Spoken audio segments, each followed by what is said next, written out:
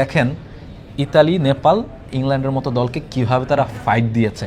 ফলে বাংলাদেশ যদি এবার ওয়ার্ল্ড কাপটা খেলতো, খুব একটা সহজ কি হতো মনে হয়? কারণ নেপাল, ইতালি যেভাবে ক্রিকেটটা খেলছে, হ্যাঁ নিশ্চয়ই টাফ টাইম বাংলাদেশকে দিত, সেটা বলার অপেক্ষা রাখে না। এবং তবে আমার কাছে মনে হয় at the end of the day, আপনি খানিক আগে যে কথাটা বলছিলেন যে ইফ এক্সপিরিয়েন্স ম্যাটার্স, আসলে আপনি যখন টি-20-র মতো ফরম্যাটে খেলবেন, আপনি শিওর থাকবেন খেলাটা 18th, 19th বা 20th ওভারে যাবে।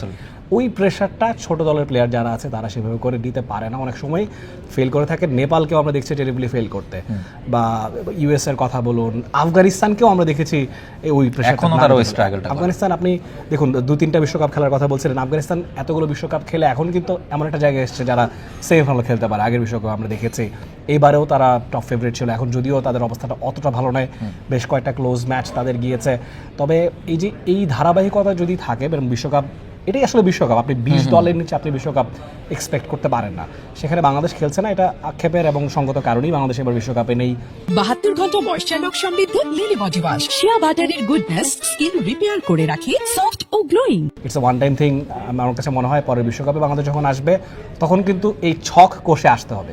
একটা জিনিস ভালো হলো যে আপনি জানেন যে ইতালি, স্কটল্যান্ড, ইউএসএ, নেদারল্যান্ডস কিংবা নেপাল, আরব আমিরাত, ওমান, এদের মতো দলগুলোর ক্যালিবার কতখানি এবার বিশ্বকাপ দেখে বাংলাদেশ সেটা শিখতে পারবে। এক্স্যাক্টলি, কারণ 2024 টি-20 ওয়ার্ল্ড কাপে যখন বাংলাদেশ নেপালের সাথে খেললো, সেই ম্যাচটাতেও কিন্তু নেপাল বেশ ভালো ফাইট দিয়েছিলেন। আমার মনে হয় যে সাকিব আল হাসান একটা বিরাট রোল প্লে করেছিলেন ওই ম্যাচটা বাংলাদেশকে জিততে। মানে আপনি বলতে পারবেন না যে টি-20 ফর্মেটে আপনি যখন খেলতে যাবেন, সেটা নেপাল হোক, ইউএই হোক, কিংবা ওমান হোক, কিংবা হংকংয়ের সাথেও তো বাংলাদেশ ওয়ার্ল্ড কাপে হেরেছে।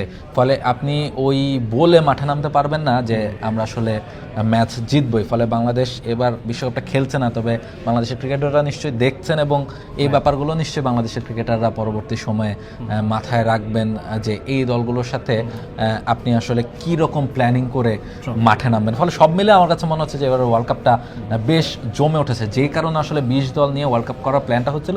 আমার কাছে মনে হয় যে এখন পর্যন্ত আপনি যদি বলেন, এই ওয়ার্ল্ড কাপের ওই প্ল্যানিংটা অনেকটাই সাকসেসফুল। ডেফিনেটলি দেখুন, ফুটবল বিশ্বকাপ এক্সপ্যান্ড করছে, সেখানে 32 দল থেকে 48 দল খেলছে, 48 দল থেকে 64 দল খেলার কথাও শোনা যাচ্ছে। সেখানে ক্রিকেট কেন 68 হবে? ক্রিকেট